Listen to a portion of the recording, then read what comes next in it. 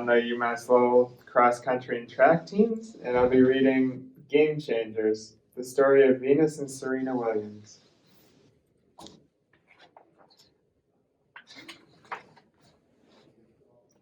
Venus and Serena Williams, V and Mika, two peas in a pod, best friends. Everybody who saw them knew they were as close as two sisters could be. They grew up in the shadows of each other. First, Venus was born in June of 1980. Little sister Serena came right behind her in September of 1981. Whatever Venus did, Serena followed. So when their father took Venus to the tennis court to begin lessons, Serena begged to go along. 6 days a week they rose before the sun. Sleepy-eyed, the girls rolled out of the bed they shared, climbed into their dad's run-down VW bus, and squeezed between their three older sisters, rackets, and a shopping cart filled with tennis balls and brooms.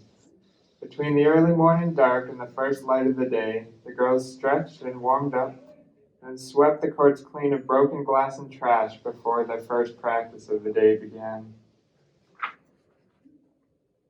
Neighborhood folks laughed at a father, Richard, with tennis ambitions and a Compton address. But Richard's dreams soared far beyond the rough and tumble streets outside of Los Angeles County, California. From the beginning, tennis was a family affair. First with the three oldest sisters, Yatunde, Mandrea, and Isha. When they lost interest, the younger girls stepped in. Richard practiced with Venus on one court, while Oracene, their mother, hit with Serena on the other, to the cheers of their sisters on the sideline. It wasn't long before their father's dreams became their own. Venus and Serena didn't have time for friends or sleepovers or trips to the mall. Tennis filled their days. Side by side, they whispered into the night.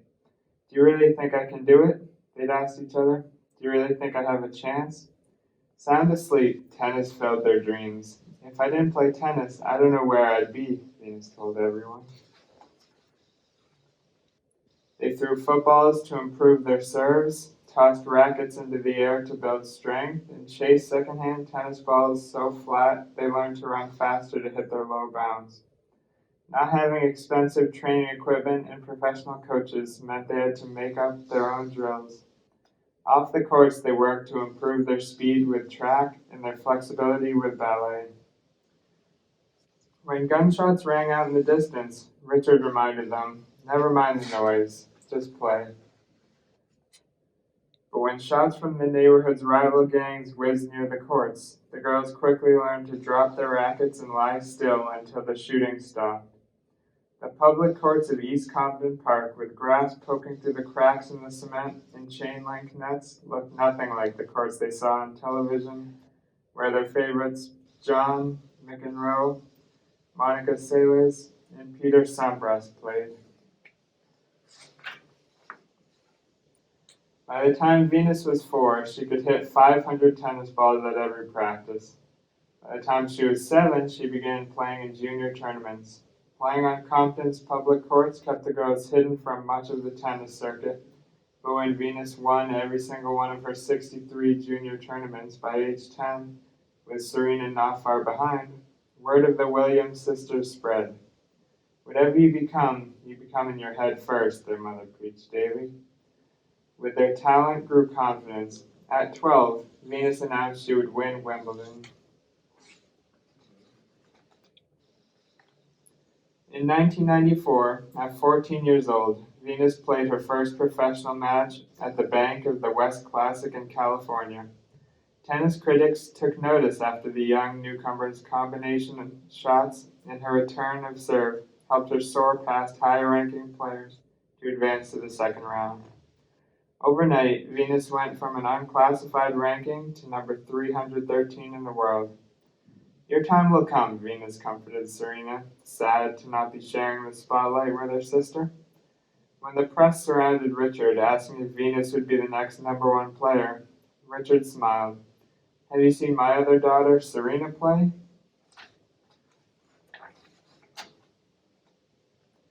One year later, it was Serena's turn.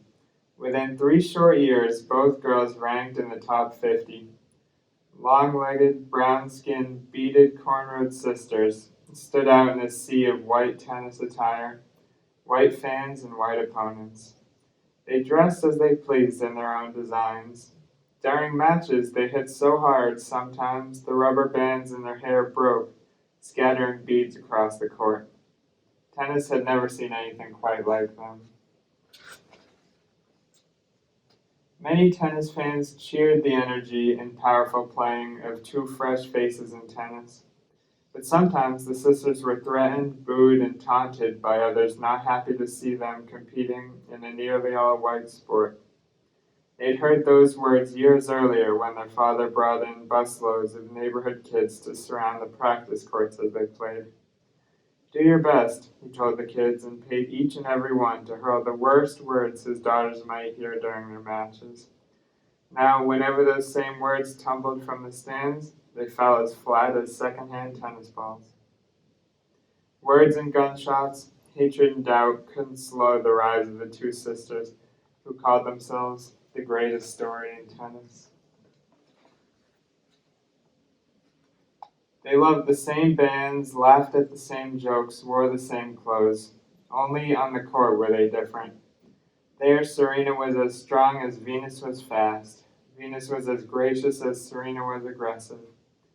Venus's long legs could carry her cross-court in a couple of strides. At 130 miles per hour, her serve broke a world record. Serena chased down every ball, drilling them back to her opponents with high-powered ground strokes. I hate losing more than I love winning, Serena told reporters. Life on the professional circuit meant traveling to tournaments and trekking as a family across the world to the Australian Open, French Open, Wimbledon in England, and New York City's US Open to compete in one Grand Slam event after the next. Not wanting to be separated during tournaments, the sisters shared hotel rooms, but the crowds loved it when they shared a court. Sister Act, Smash Sisters, Sister Sister, Sister Slam, headlines screamed. Tickets were hard to come by on the days Venus and Serena were scheduled to play each other. In doubles, knowing each other as well as they did paid off with win after win. But on opposite sides of the court, they were competitors first, sisters second. At the Australian Open in 1998, Venus and Serena cheered each other as they both advanced, but each win also brought them closer to playing against each other. When they both advanced to the third round, they stood on opposite sides of the court for the very first time. Venus was focused, but Serena, at 16 years old, in her first major tournament, was shaky. The match started slowly, each cautiously watching the game unfold against the opponent who knew her best. In their first set, Venus edged ahead after a tiebreak. Serena looked to the player's box where her family sat, quiet for the first time. In the next set, Venus took control.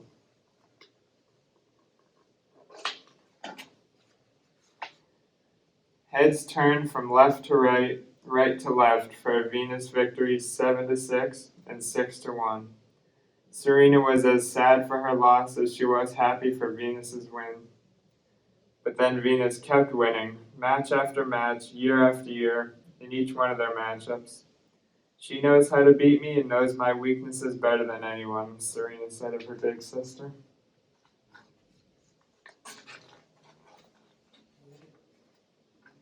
In 2000, they traveled to Sydney, Australia for the Olympics and returned home wearing the gold medals they earned together for the United States in doubles. In 2002, they faced each other again in the finals of the French Open. With each round she advanced, Serena pushed aside thoughts of their earlier matches and of Venus's successes. While their family again sat quietly in the stands, Venus served big for the first set and took the lead, but Serena broke serve and won. The second set was hard fought and the sisters rallied with down-the-line combinations, skidding from sideline to baseline until the final match point, when Venus cracked the ball into the net and the moment belonged to Serena. In two sets of 7-5 and 6-3, a victorious Serena stepped out of the shadow of her sister. Venus ran off the court as the curious eyes of the crowd followed her. High into the stands, Venus sprinted, snatched up her bag, and pulled out a camera. "Nothing can keep me from celebrating when my best friend wins a match," Venus said proudly. The crowd stood to applaud, and Venus snapped shot after shot of Serena on the victory stand. Ranked numbers 1 and 2 in the world, Venus now followed Serena. Mika and V, two peas in a pod, best friends and sisters, celebrated being numbers 1 and 2 in life and in tennis.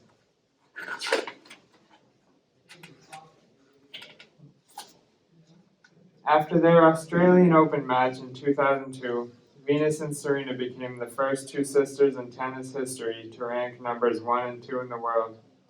They went on to meet in head-to-head matches more than 25 times, 8 of those in Grand Slam finals. Their numerous title wins include US Open, doubles and singles, Australian Open, French Open, and they have earned a combined total of 11 Wimbledon titles. Both won Olympic gold medals in 2000, 2008, and 2012. Venus was the first black woman to win Wimbledon since the legendary Althea Gibson in 1957. Serena was the first to win the US Open since Althea in 1958. I am grateful to Althea Gibson for having the strength and courage to break through the racial barriers in tennis. Althea Gibson was the first African American woman to rank number 1 and win Wimbledon, and I am honored to have followed in such great footsteps, Venus said. Former tennis champion Chris Evert called Venus and Serena a phenomenon that once every 100 years comes around. John McEnroe called Serena the greatest player, I think, that ever lived. Their success on and off the courts have made them two of the most popular athletes in history. Venus received a record-breaking contract with Reebok, the most ever offered for a female athlete. The sisters purchased shares of the Miami Dolphins football team in 2009 and became the first African-American woman to own part of an NFL team. Despite their many successes, health and personal setbacks followed them. In 2002, their parents, Richard and Oracene, divorced. In 2003, their oldest sister, Yetunde, was killed in a random act of gang violence in their Compton neighborhood. Serena had knee surgery and later suffered a pulmonary embolism. Then Venus was diagnosed with Sjogren's syndrome, an autoimmune disease, and both were required to take time off from tennis. Throughout these setbacks, the sisters have emerged stronger than ever, returning to win more titles. At 35 years old, Serena is the oldest number 1 ranked player in World Tennis Association history. During their rise through the tennis ranks, they continued their education and earned college degrees. Years later, after witnessing the health struggles Venus suffered, Serena began a pre-med track at the University of Massachusetts. Activism off the court plays prominently in their lives. After a racially charged incident at the Indian Wells Masters tournament in 2001, both sisters boycotted the tournament at great financial expense and lost rankings as a result. Frustrated by the inequity in prize money awarded to male and female tennis players, in 2006, Venus wrote an editorial in the Times of London newspaper calling on Wimbledon to change its policy. The message I like to convey to women and girls across the globe is that there is no glass ceiling. My fear is that Wimbledon is loudly and clearly sending the opposite message, she wrote. The following year, in 2007, Venus was the first woman to receive the same prize money as her male counterpart, Roger Federer, when she became the women's singles winner at Wimbledon. During a goodwill trip to several African countries in 2006, Serena met with then-President Abdoulaye Wade of Senegal and offered to build schools. In 2008 and 2010, Serena Williams secondary schools were built, providing a free education for all students. In 2011, she became a UNICEF International Goodwill Ambassador for her efforts to promote literacy and education throughout the world. Venus and Serena live just miles apart in Florida. In Lowell, books always win.